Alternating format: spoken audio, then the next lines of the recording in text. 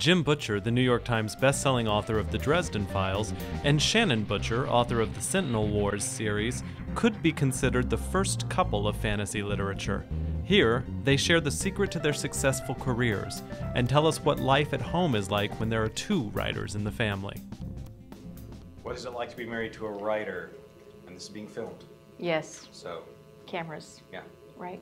You go first. All right. Actually, for me, it's hard to notice the difference because of the way our writing schedules work. I mean, by the time I get up, generally, she gets her best writing done if she works in the morning. Yep. And I do my best writing at night after people have gone to bed. So I've got all my writing done between 10 and 11 o'clock at night and 3 or 4 in the morning. Most of mine is like between 8 and noon. Yeah, so the other one's asleep. Right. Yeah, so really what she doesn't know is that I'm having her ghostwrite all my books in her sleep. Yeah, he's recording me. I wondered what that was. Yeah, that's what sitting it on the is. nightstand. Yeah. A little frightening. Now you know.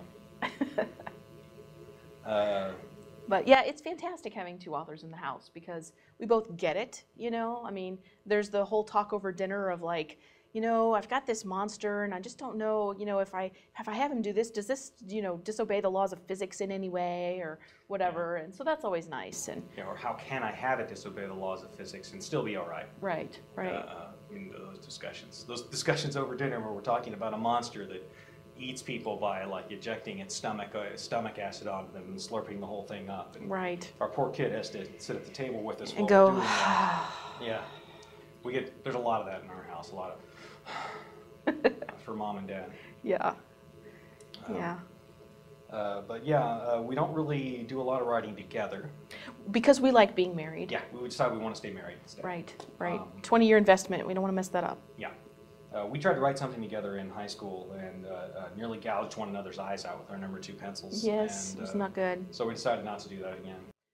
I write paranormal romance. I do not write urban fantasy. I think the difference is kind of mainly in my world, each book will revolve around 2 main characters plus some other people. And in that book, that relationship is resolved or resolved to a point of satisfaction.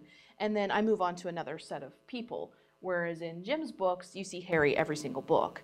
And I think that's one of the big differences. And of course, I also write in third person, and Jim writes in first person, which is a hugely different thing. Yeah, so. I think my books have a lot more explosions in them. And, I don't know. I have some, maybe not lately. Maybe not lately. I have some pretty nice explosions in mine. Oh, no. But see, your explosions come with violin music. And my explosions are all electric guitar. Right, okay, I see. Right there. I see, okay. Yeah, I've always kind of disliked the term urban fantasy, because for me that always associated elves and race cars for some reason. I mean, they just went together in my head. Really, I think what I'm writing is I'm writing fairy tales that are the same stories that were told hundreds of years ago. Well, what do you think about the whole urban part of the urban fantasy? Because, you know, why can't urban fantasy happen in the country? You know, it just seems like kind of a misnomer to me. Because then it's not very urban. I know. But that makes me sad. Okay. Because I like stories that happen in the country too. Okay, well, yeah. So you should do that. Well, call it rural fantasy. Rural fantasy. Yeah, we'll have some banjo music playing. Won't happen.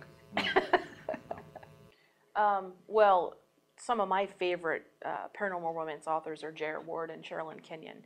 I absolutely love their stuff. Yeah. Yeah, Sherry's cool too. I like Sherry. Yes, she is. I like her wardrobe. I know. I've never met somebody so sweet who is with that kind of southern accent and so much vinyl. Yes. That's awesome. She is awesome. What about you? Well, I got started on reading Laurel Hamilton. Lately, my favorites are probably Sherry Kenyon. I've picked up Patricia Briggs's books, so I'm reading them now. Although that was based on meeting Patricia Briggs more than. And then, like, everybody's always recommends books, and I always go, well, if somebody's recommended it, I can't possibly read it. I have to go find one for myself. You are so stubborn. I'm sorry. No, you're not. But Charlene, I've really enjoyed her books. I run out and get those first thing. Yeah, I think for a long time, though, vampires were the ones who were carrying the flag, and now it's hot chicks in leather pants. And you know, who doesn't enjoy that? Yeah. Well, and who knows what it'll be tomorrow, so. Yeah. So if you're out there with the next great idea for urban fantasy, bring it to the table, because who knows? New York in 2060 has some serious crime. It's also got one serious cop. The future of suspense is here. J.D. Robb, discover the new novel from America's hottest thriller writer, Promises in Death.